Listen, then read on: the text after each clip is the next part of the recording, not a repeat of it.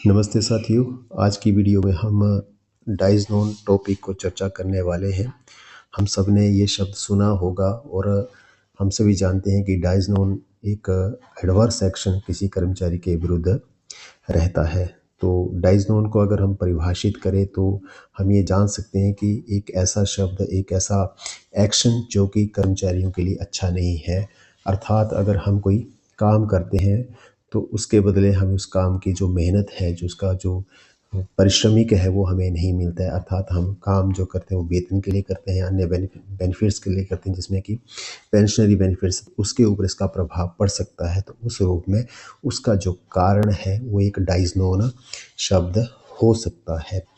तो आज हम इस वीडियो में चर्चा करेंगे कि डाइस नोन क्या है, डाइस नोन किस प्रकार से होता है, कौन इसको कर सकता है और इसके प्रभाव क्या रहते हैं।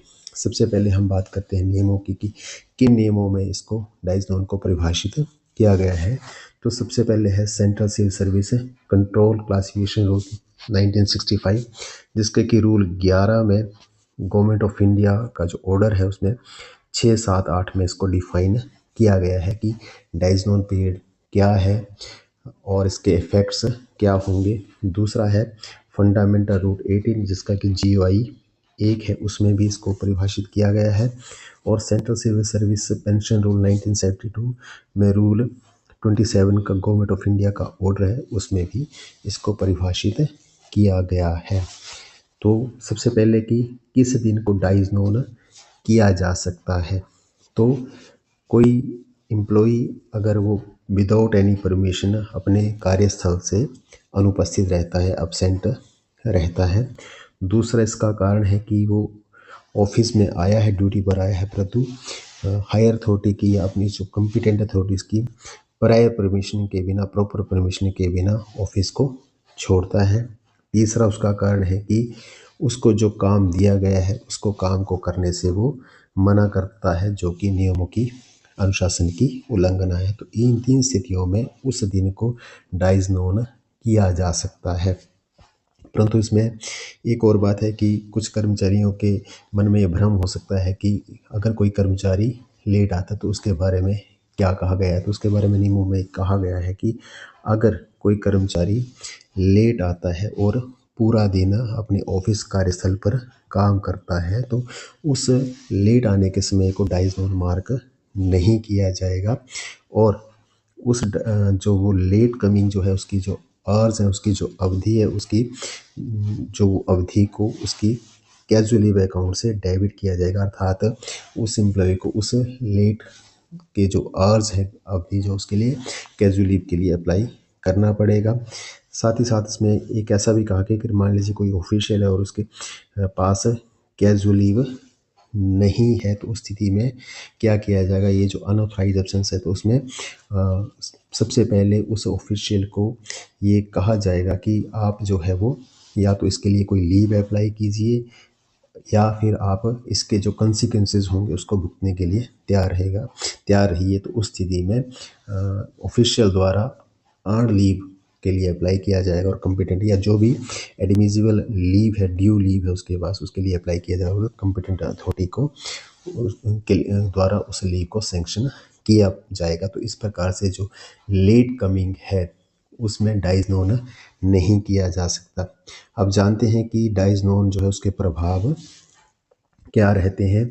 तो सबसे पहले कि डाइस नोन में प्रभाव उसी पीरियड का होगा जो कि किसी भी लीव के अंतर्गत नहीं आता है। अर्थात उस पीरियड के लिए अगर कोई लीव स्वीकृत नहीं हुई है, ऑफिशियल उस लीव के लिए अप्लाई नहीं करता। सबसे पहली बात है कि उसमें एक लेन की बात करते हैं कि उसमें किसी प्रकार अगर कोई पीरियड डाइस नोन रहता है तो उसमें लॉस ऑफ लेन वो नहीं रहता है।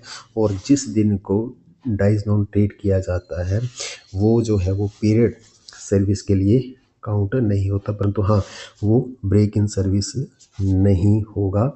ये पीरियड उसमें वो इंक्रीमेंट के लिए काउंट नहीं किया जाएगा, लीव के लिए काउंट नहीं किया जाएगा और ना ही वो पेंशन के लिए काउंट नहीं किया जाएगा और ना ही उसकी सैलरी मिलेगी।